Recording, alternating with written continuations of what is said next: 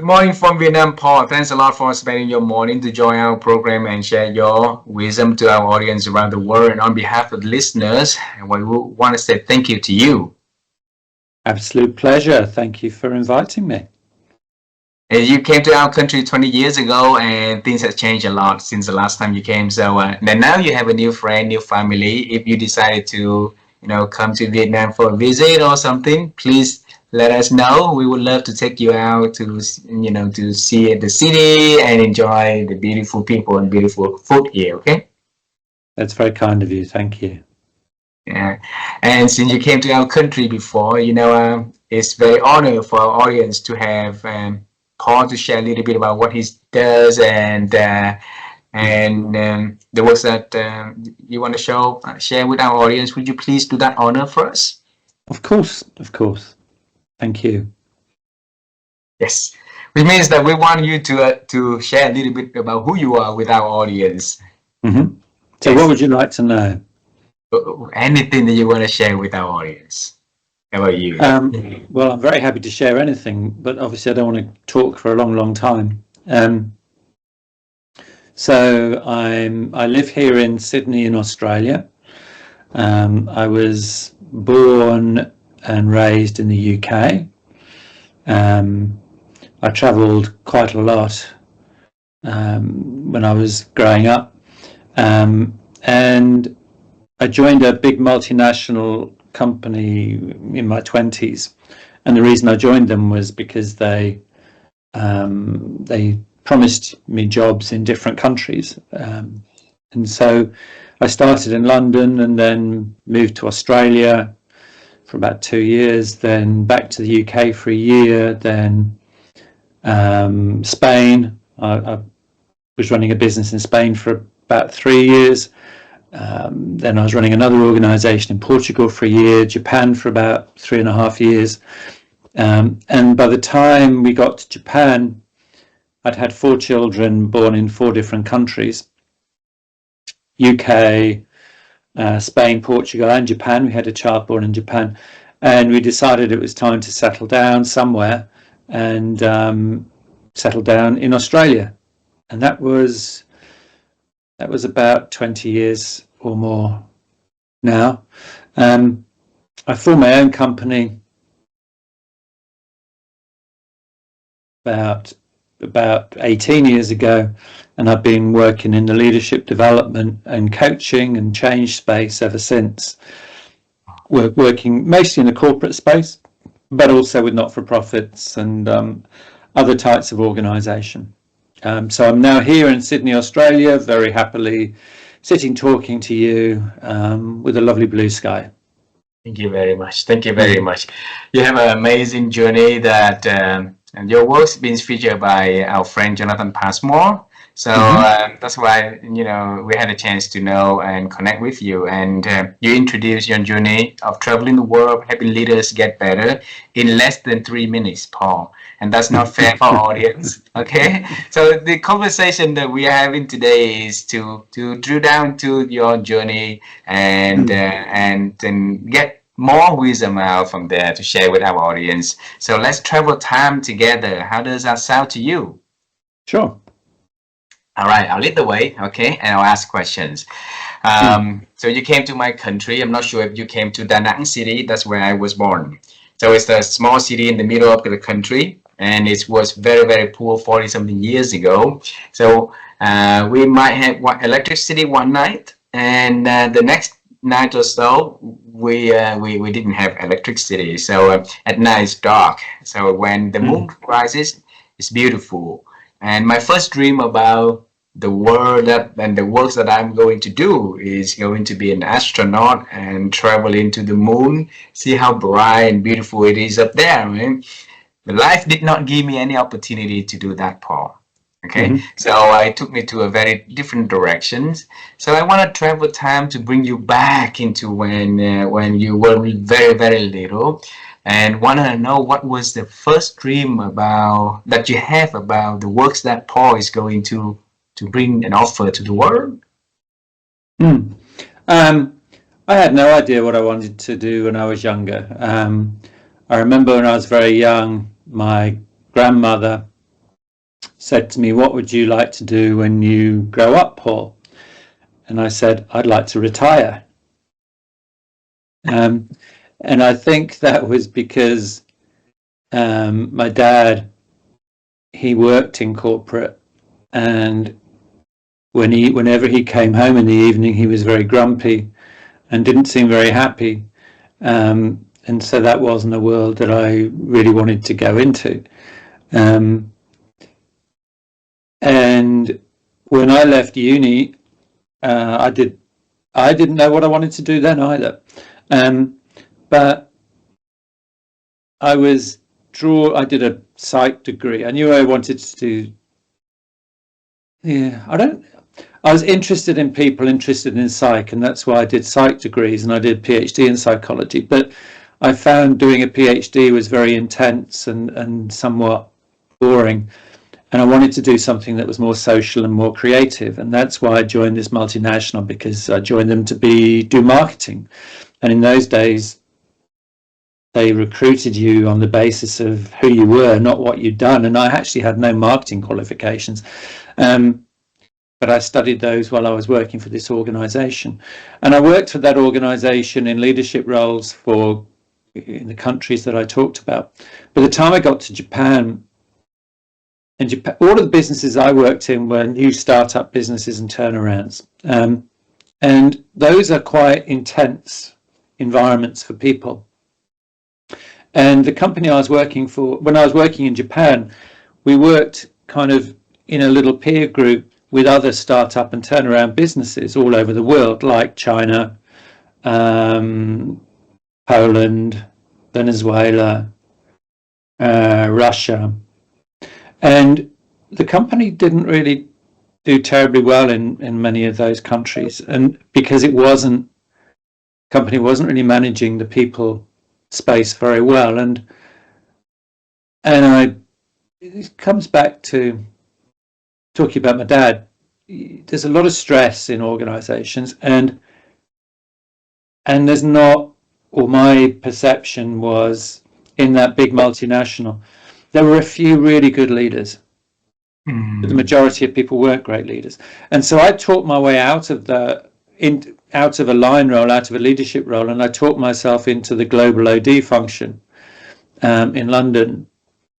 And that was what I basically did, was lead the design and development of the first really scale leadership program that company had ever done, because the company was like one of the top 5 companies in the world, but tended to do everything locally, but done a whole lot of mergers and acquisitions, and people were saying, we want to do the program. So it was the first big global program that BP had done. And I found that very rewarding, and it was almost like going back to my psych that I'd sort of walked away from as a kind of academic career. And that's the space I've been, this was 25 years ago. And so I've been in that space ever since. And I still see leaders who do very well, and I still see leaders who struggle. And when leaders struggle, it's unpleasant for them, it's unpleasant for their families, it's unpleasant for their friends, and it's unpleasant for all the people that they work with. And it means that companies aren't successful, and we need companies to be successful if we're going to have a successful global economy and everybody's going to be happy. So that's the space I've worked in ever since. The other thing I learned when I was working at BP is life is not simple. And yet we try and simplify it. Of course we do. We need to simplify things so that we have some sort of direction, some sort of idea of how to move forward. But when we simplify things, then we overcredit our simplified version of the world. We all try and simplify the world, and we come up with different simplifications, and then we argue with each other about whose version is right. And so what I learned when I was working at BP, which is, like, as I said, 5th biggest company in the world, all over the very complex, was how linearity, logical thought, rationality all have their place and they all have their limitations. The world operates in a quite different way than we perhaps sometimes imagine, and it means that leaders need to access different ways of thinking if they're going to be successful. It's not just about learning a new toolbox, a new skill set. We actually have to think differently. And that's, as an understanding, that's kind of emerged for me over the years. And I'm still in that space of looking to play a useful role. And so that means working directly with leaders and teams. But also these days I do quite a lot of work I do a lot of leadership development work, but I also do quite a lot of coach development work, because if leaders are going to think differently and leaders talk to coaches, then coaches need to think differently. And so that's where, as I said, I've been in the coaching space for about the last 20 years. And in that time, I've been doing a lot of research and writing as well, because that's almost my development piece. So I've written like 6 books and about 13 academic articles and so on. And those are basically those are things that I'm just curious about. And so I'm curious about them, I go and research them, and then I attempt to share those findings with other people. And that's kind of what I do. Beautiful, beautiful. And the more you share, the more I see the dots connecting backwards to when you were little. Okay, and I'll share the way that I see it also with you. Okay, Paul? So 25 years ago, we moved to the space of leadership development to help leaders to get better. Am I listening correctly? Right? Yes. But if we travel, because we travel time, and you saw that little Paul when he answered his grandma that he wanted to be retired in the future because of his father came home after work and not a happy person. So that little seed that had been built within you for years, for you to grow up, and eventually one day you connect the dot, and you don't want to have you want to have leaders to lead better, be a better person, so that the people under their wings will come home differently, will come home happier, and will hope for the next generation to go to work. That's how I see in this conversation. All right. So so I wanna bring you to the moment of you to transform to that moment of moving to Sydney. So 20 years ago, right? That's what I had correctly. You've been traveling the world, doing exposed to different culture, different people, different leadership, styles. So why did you decide to settle in one country, and specifically Australia? I wanted to settle in one country because I wanted to provide my kids with a stable environment in which to grow up and enjoy themselves. That was the reason. And I'd lived in Australia before, and Australia, compared to England, has lots of space, and it's better weather. It's just a lovely place to bring up kids. That is the reason I came to Australia. There really isn't.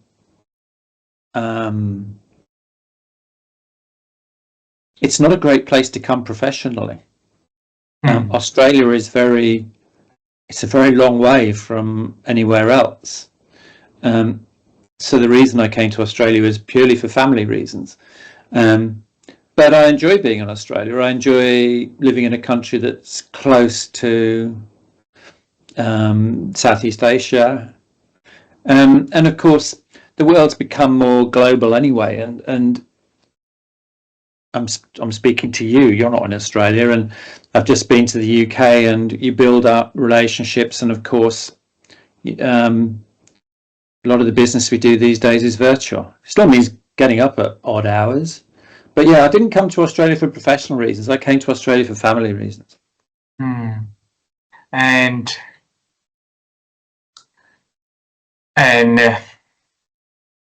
when you mentioned about leaderships when you were little, right? And even today, some leaders are really doing the good job, and some leaders still struggling to to become better leaders. What stop us from being better leaders ourselves? Um,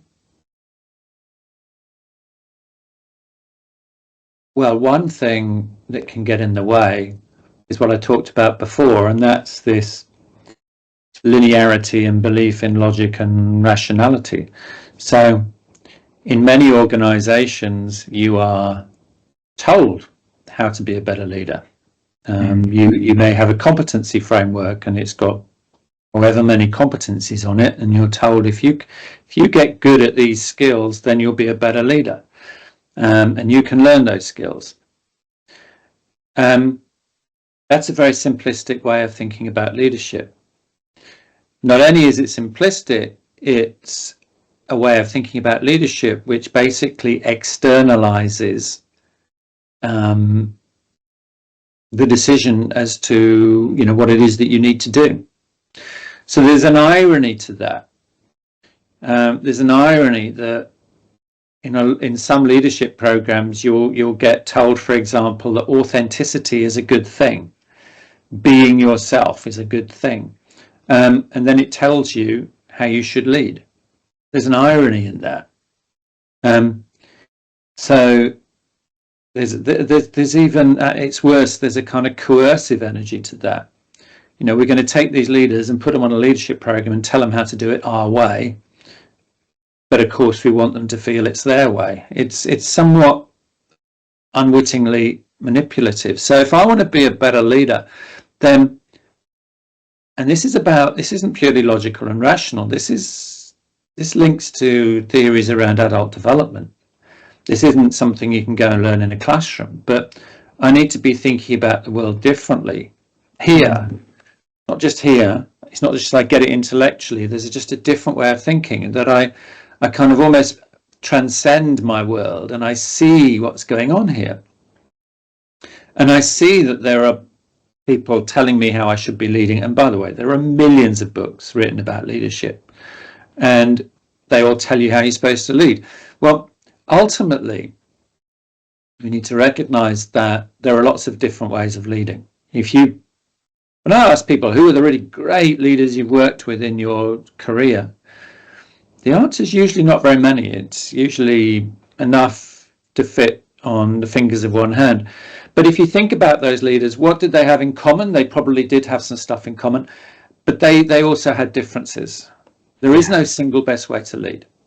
And the way we lead is, whether you are aware of it or not, is very much influenced by your own experiences as someone being led, your own values, your own beliefs. You talked about culture, your own culture. A culture is a set of embedded values and beliefs around the way that we should work in the world. So first thing we need to do is to recognize, I need to actually decide for myself the leader that I want to be. And that's not a one-off exercise, but it's something that we can immediately start thinking and reflecting on. So we need to own that rather than look to someone else to tell us how to do it. And once we've kind of worked out, and it's a never-ending journey, but once we've got some degree of self-awareness around that, then we start to get a sense of which organizations I'm going to want to work with and which perhaps I don't want to work with, because companies, organizations are basically social institutions. It's bunches of people with their own implicit, very rarely explicit, ways of thinking and so on and so forth. And I'm not talking about, company X says, here's our values. Those values are generally, again, they're rules as to how to behave. The underlying kind of values of a company, you only really discern by talking to people in the company and seeing how it operates. And some organizations you're going to want, that there'll be a fit for you and some won't. And there's a transcendence around that versus, well, I applied for that company and I got turned down, so I must be terrible. No, not necessarily. We need to go find the organizations that are the ones we think we will thrive in because they've got kind of similar aspirations to us. So there's a piece around just owning our own leadership journey. And if you do that, then you'll become a better leader. And that requires that commitment to reflection. We actually wrote a book on this called The Wise Leader. And it talks about the importance of reflection. It talks about the importance of self-awareness. And actually, we talk about selves awareness because, again, self-awareness is a simplicity, and it talks about transcendence, which again is what I'm talking about. But there's the other component is around, as I said before, it's around recognizing there's different ways of thinking about the world. And that's not something you can go and learn about what that means in the classroom, but to know intellectually that here's some different ways of thinking is very different to what you do when faced with conflict, when you're stressed. How do you make, that's how you make sense of the world. And theories of adult development say you can't learn that in a classroom, but you generally learn these different ways of thinking when your current way of thinking isn't serving you well. And so what that means is if you want to think differently, you're going to have to put yourselves in some scenarios which feel uncomfortable and create the space to reflect on that. And my partner, who I co-wrote Wise Leader with, did some research on reflection and found that really effective leaders, it's just not, they don't just reflect more often than less effective leaders, they reflect differently. And one of the ways in which they reflect differently is they reflect with other people and about other people. And that's about recognizing that leadership is not a journey for the individual. Leadership is a kind of social thing, and we need to recognize, and this is part of the thinking differently, we just need to know that we're part of a greater whole and that we're seeking to influence as part of a greater whole. And this whole notion of the leader as the individual trying to do, it's a very simplistic way of thinking about things. Wow. Oh, bring me to the moment, to the journey that leading you to the moment that you realize that we cannot simplify the way we think, right? What triggered you back then for you to have the idea of, hey, this is something that we need to really look deeper and start to thinking differently if we want to solve this kind of problem? Well, you're asking me about, kind of aha moments and triggers, and that doesn't really resonate for me. I think of it more as a journey of continuing to explore by doing new things and to reflect on it. And for me, it's been more of an emergent journey. And it started certainly in a work sense, it started, as I said, when I was working in this massive corporation, and I walked into that organization thinking, this is all about sort of being clever and data and logic and rationale. And of course, that's how that organization talked about what was required of leadership. But I kind of learned, there was no aha moment, but I sort of learned over my time there that people aren't making these decisions that people are making. They're not rational and logical. There's some logic and rationality in there, but like when I was working in Japan, BP decided to sell the Japanese business, and it wasn't all about logic and rationale. You can make up a logic and rationale to support any decision. Like I was writing business cases for investment in the organization, and what I learned was when you're making a business case for a capital investment, it needs to have a certain IRR, a certain net present value. It can't be too low or it's not worth investing in, and it can't be too high or people won't believe you. So all of it, it's not like the best values win. It's no, the attraction logic has to be in this zone. Whether or not you get the money depends on the story and that people tell about your business.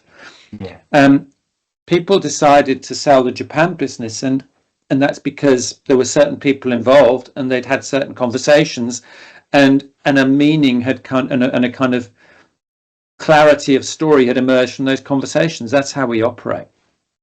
And so I started to, that wasn't like something that became crystal clear to me, but it was something that I started to question. If as I said, I've written 6 books, and there's a journey to that, because the first book was, I spoke to 50 leaders around the world. Yeah. Half of them were CEOs. And I said, because at that time, there were all these books on change and how not to do change, and all these change models, like that said, you do this, you do this, you do this. They didn't really resonate for me. Nor did they really resonate with some of the leaders I was talking to. So I talked to 50 leaders around the world, and I said, how do you do change successfully? Not what gets in the way. How do you do it successfully? And what emerged of those 50 leaders, not one talked about the so-and-so model or the so-and-so model, or they didn't use models.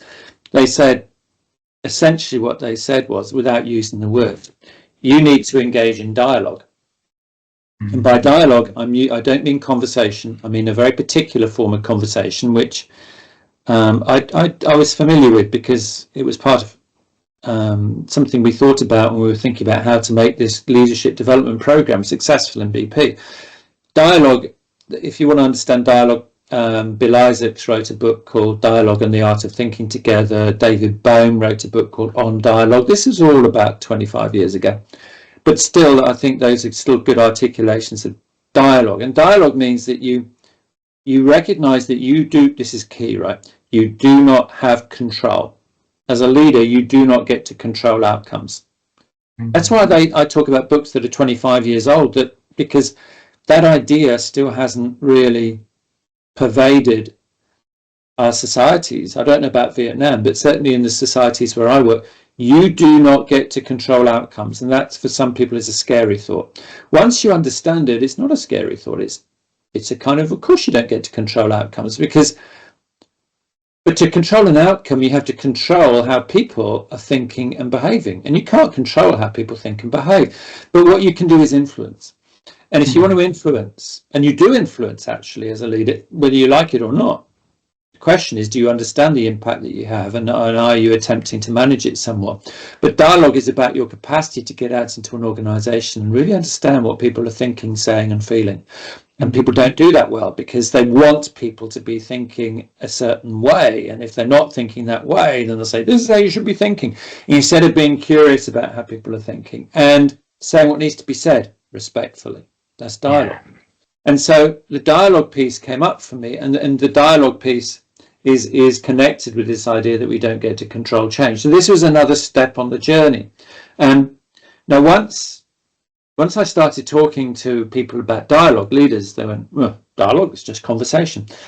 And so 6 of us sat in a hotel for 2 days and had a dialogue about dialogue, from which emerged a book about dialogue, which is a little storybook called The Tao of Dialogue. And so now this is interesting. But then I went back to the first book, the change book. And then the next book was about making some of these ideas available for coaches, and that was called Coaching in 3 Dimensions. But then I went back to the change book and thought, yeah, you can't go around having dialogue with everybody. And there was something in the narrative around, yeah, you need to be clear about who you need to engage in dialogue and who else needs to be engaged with dialogue. And about that time I heard people going, yeah, I'm a systems coach, I'm systemic. And I thought, what? And I asked, what do you mean? And the answer didn't seem to be anything more than, oh, I just take a balcony view. Well, I went and explored, and there's 100 different systems theories, and they're all different. And so I wrote a book called Coaching Systemically, 5 Ways of Thinking About Systems, because how you think, and I'm going back to something I've already said, how you think about systems defines how you think about change. And how you think about change, again, is a part of how you think more generally. And so you can't just go, I'm a systems thinker.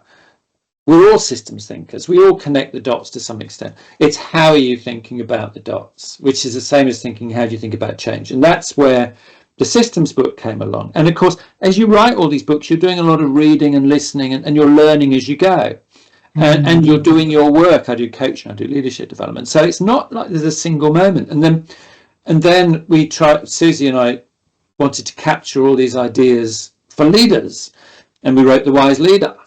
And just the writing of the book and talking about it with people gives you insight and wisdom. And then I wrote The Wise Team Coach. I don't know if I've missed a book in there somewhere. But so there's a journey. And to me, the journey is about It's about doing things, reflecting on them. It's reading things. It's talking to people, and it's more of an on. That's to me is what's exciting about this stuff. It's for me. It's more like this. It's not like boom, boom, boom, and the journey continues. Wow. Paul, uh, if you can reflect back onto your family and the journey that you've been having, right? Mm. So where's that seed of curiosity and courageous coming from? Was it coming from the journey and evolving along the way, or maybe somebody in your family that already, you have that DNA inside of you? It's part of the nature and the nurture Mm. take place. Um, well, I think my parents were. My mother was a teacher, so they were certainly committed.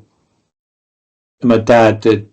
He did his own PhD in structural engineering, I think, something I've got no interest in whatsoever. But they both were curious about learning, and they were both quite critical thinkers. And by critical thinking, I don't mean critical as in criticizing. I mean critical as in discerning and challenging, and perhaps I'm sure that had an influence. But nature, nurture, who knows? But the older I get, actually, the more I value that critical thinking, because there's a lack of it in the leadership space, and there's a lack of it in the coaching space. If I was to go into an organization and say, well, here's why I'm going to challenge the value of your leadership frameworks and the whole notion of leadership competencies, people are too busy to listen. You're an inconvenience, Yeah. and that reflects, especially these days, because we're getting busier and busier and busier and busier. There is that, and there's still, I think, that lack of value attached to the reflection piece. And as I said, Susie did her research on reflection. Wise leaders reflect often and reflect. They don't. It's not like wise leaders go, well, I'll make sure I've got some time at 9 o'clock on a Friday to actually stop and think about what I'm doing. The real wise leaders are continually reflecting, and they're challenging themselves and they're challenging others. It's that challenge piece, which I just see.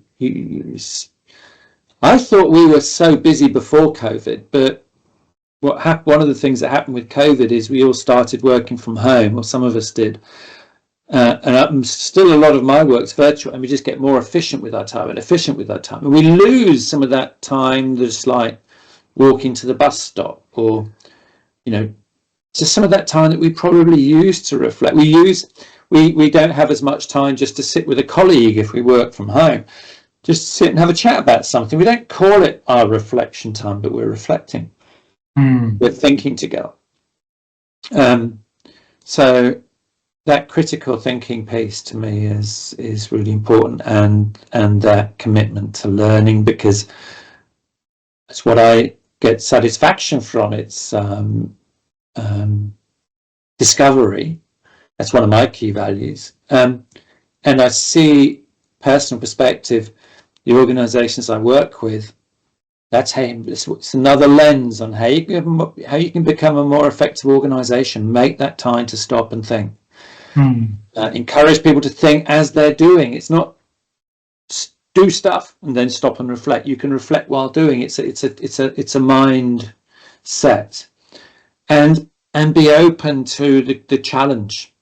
A lot of leaders still take challenge as criticism, or challenge as something that slows things down.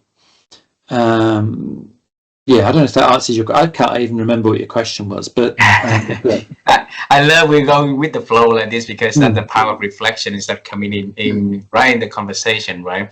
Because I believe the power of and the law of attractions also. So last night I spoke to the CEO of one of the biggest bank in the world, and she also mentioned about her life has changed a lot through reflection. Okay, so.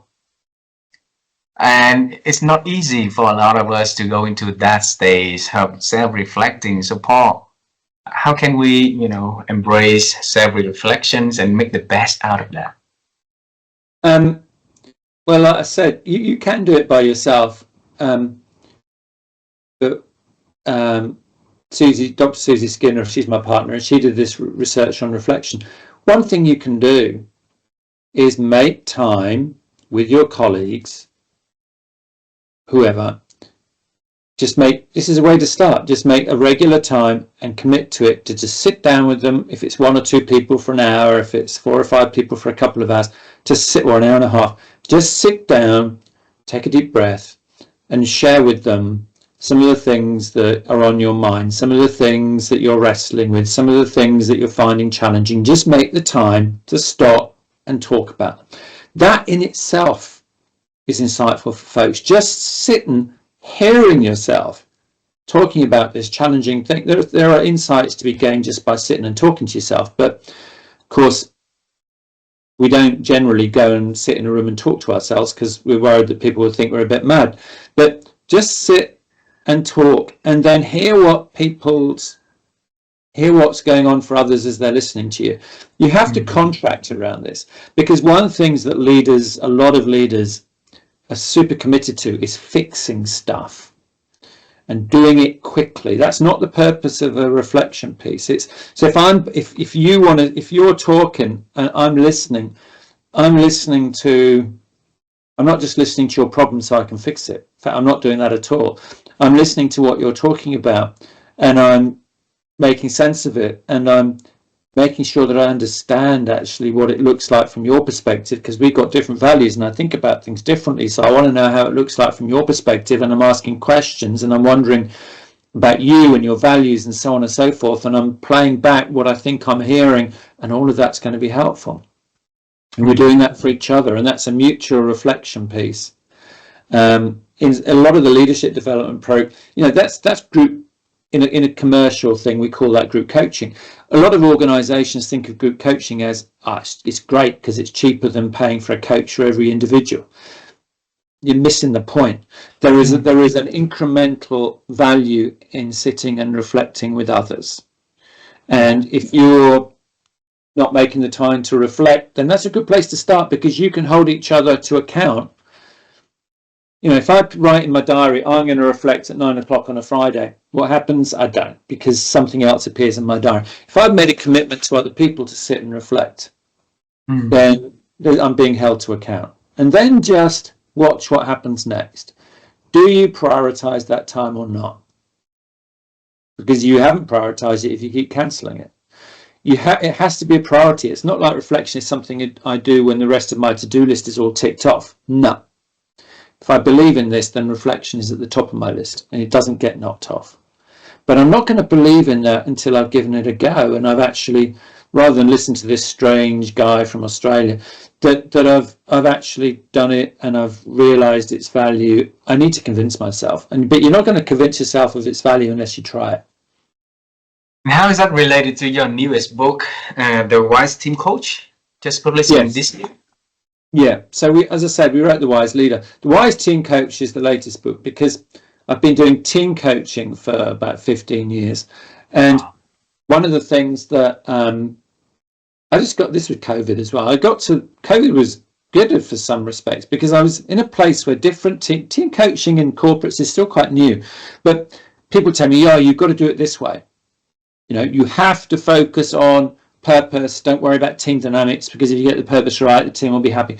People say, Paul, you can't do team coaching by yourself, got to do it with other people. All these rules, and they're all different. And I thought, and I'm a coach supervisor, and people were coming to supervision and saying, so-and-so says this and so-and-so says this. And I thought, okay, hang on. It's COVID now, so I've got some time to do some research. And I did some meta research, and I read 500 articles on team effectiveness, and distilled that down into like 12 themes. These are the 12 themes.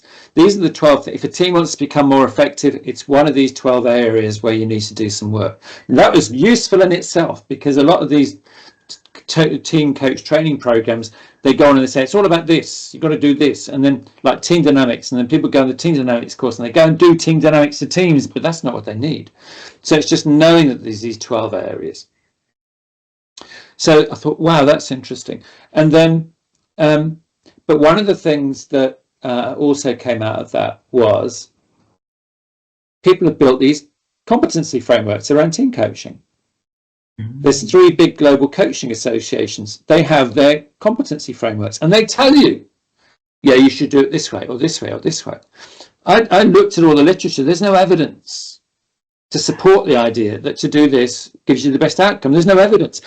They did lots of work on developing their competency frameworks, but what they did, and it's really the only thing they did, is they talked to a lot of experienced team coaches and say, what do you do? They said, we do this. And they said, all right, we'll distill from that a single set of competencies, and now you need to come and pass our test to be a team coach. No, because just like there's no single way of leading, there is no single way of being a team coach. You don't need to come up with a set of competencies because there's more than one way of doing it. But that's not how the coaching industry operates, because the coaching industry is obsessed with being able to differentiate itself from other work that other people do. So we need to differentiate team coaching from facilitation and team coaching from consulting so that we can be our own profession. I understand the desire, but it's stifling creativity. It's getting in the way of people really being that team coach that they can be, that's going to be the most effective for their clients. And so what the Wise Team Coach does is it says, right, number 1, these team coaching competency frameworks, go and understand them, because it's interesting, you know. If these folks have talked to all these team coaches, go find out. But don't treat that as a definitive perspective on team coaching. It's like I said before, you're externalizing. It's like being a better team coach is like being a better leader. No, you're going to have to work this out for yourself. And we have this particular framework, which we call the 3 Ps, which helps people to crystallize their own sense of who I'm going to be as a team coach. And if it's done well, it's done on kind of scrutiny and critical thinking and so on and so forth. And then I took people in the book through these 10 debates, 10 areas where people don't agree. And I said, this is where the 3 coaching associations sit on those 10 debates. And they sit in different places. Where do you sit? And then I shared these 10 really cool ideas that came out of the research. And some of these may, like dialogue, some of these may have a place in your own way of thinking about team coaching, and some may not. And then there's a chapter about supervision, how to get supervision and what kind of supervisor you might want to pick. So that's sort of the content of the Wise Team Coach, but essentially the purpose of the book is to help people find their own personal approach to team coaching, which will help them be more confident and capable of doing the work. And the work is not easy. Being a team coach is not easy. Wow. So for our audience, if they want to reach out to you, Paul, what's the best way for them to connect with you and yeah. Well, just go into LinkedIn, and my email's on my LinkedIn posting, so you can just go and find my email and send me a connection. Always happy. I do sort of research on an ongoing basis, and all of the research is about taking research and translating it into practical application, whether that's in leadership, coaching or team coaching or change. And I do send out free stuff every quarter, and you can just get onto the mailing list. Doesn't cost anything. So just reach out to me via LinkedIn. Just send me a message on LinkedIn, or you can just, my email's there, you can just send me an email. Wonderful. I have 2 last questions for this conversation. Sure. Yes. There's one word you mentioned throughout the conversation so many times, is the word thinking. All right. Yeah. And the way that I look at your journey is a journey of continually adding values to other, and that's the end result of what you can say earlier. You say earlier is that the way that you can influence, and that you influence your ability to think, so that you can create more books or help leaders with the way that they can lead a team better, right? So for Paul, my wife and I also on the quest to help people to improve their ability to think, simply by asking, who join our show, share their secrets to thinking. So for you, how have you been growing and expanding your ability to think over the years? Well, one piece I've already talked about, which is put yourself into scenarios that feel uncomfortable. You don't do team coaching unless you want to learn, because it can be very painful. So it's about doing stuff that's outside of your comfort zone and it's about making the time to learn from those experiences. People talk about wisdom as the older you get, the wiser you get because you've had more experiences. No, there are plenty of old people who are not very wise at all. And there are plenty of young people who are pretty wise. It's about the experience, and it's making the time to learn and reflect from those experiences. That's what it's about. So it's about putting yourself outside your comfort zone. It's about finding people to reflect with, and it's about being curious. And it's about, instead of going, oh yeah, I know what coaching is about, and that bloke's written a book, and it's wrong. Read the book. What are you curious about? Be curious. Be curious.